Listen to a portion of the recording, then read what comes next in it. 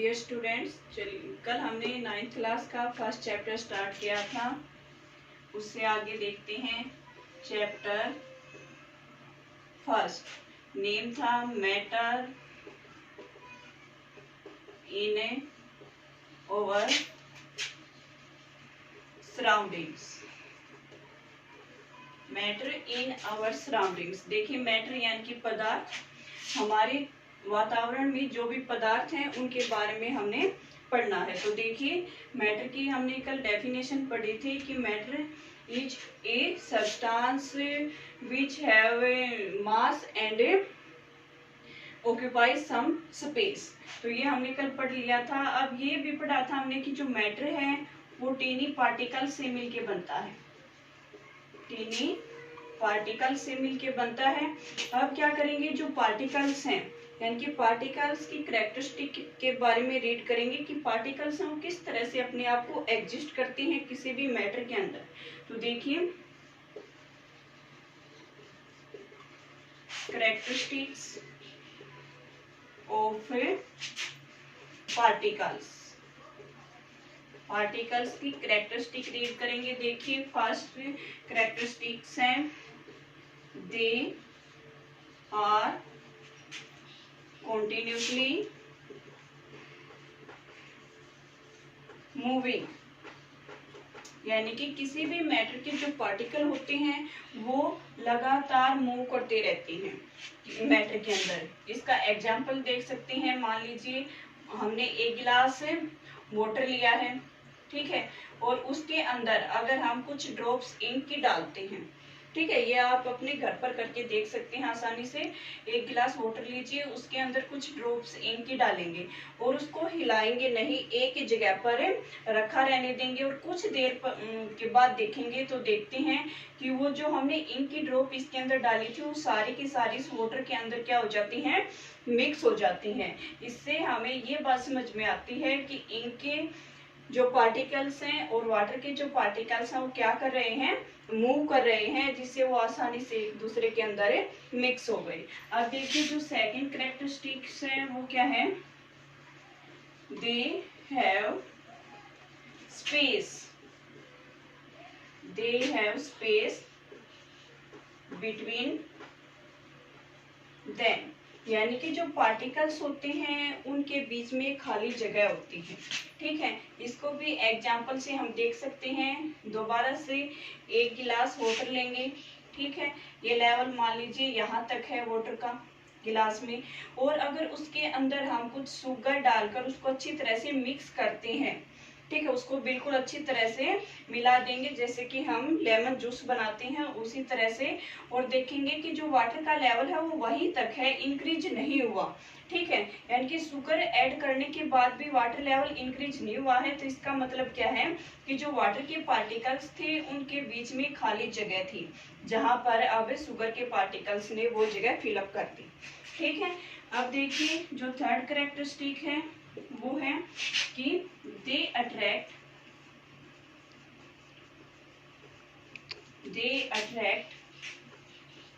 Each other.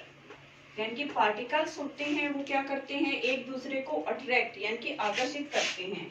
जैसे कि कोई भी मैटर है, ठीक है, उसके पार्टिकल हैं वो एक दूसरे को क्या कर रहे हैं, अट्रैक्ट कर रहे हैं। तभी एक मैटर है उसकी डेफिनेट शेप होती है और साइज होता है, ठीक है। अगर ये दूर दूर जाएंगे, मान लीजिए सपोज करते हैं कि पार्टिकल्स हैं ये एक दूसरे को रिपल्शन करें और दूर दूर भागे, तो क्या किसी भी मैटर की जो शेप और साइज है वो डेफिनेट होगा, नहीं हो सकता। तो इससे हमें यही पता चलता है कि दे अट्रैक्ट ईच अदर, यानी कि पार्टिकल्स होते हैं वो एक दूसरे को आकर्षित करते हैं, बांधे रखने की कोशिश करते हैं, एक दूसरे को पास यानी कि खींच के एक दूसरे के पास रहने की कोशिश करते हैं, ठीक है। ये यहाँ तक हो गया। अब इसके बाद अगला टॉपिक है हमारा स्टेट्स ऑफ मैटर। यानी कि मैटर की जो अवस्था होती है, ठीक है, मैटर की अवस्थाएं, यानी कि हम छोटी कक्षाओं से पढ़ते आते हैं कि मैटर की 3 स्टेट्स होती हैं। कौन कौन से होती हैं वो, जैसे कि फर्स्ट है सॉलिड, सेकंड है लिक्विड,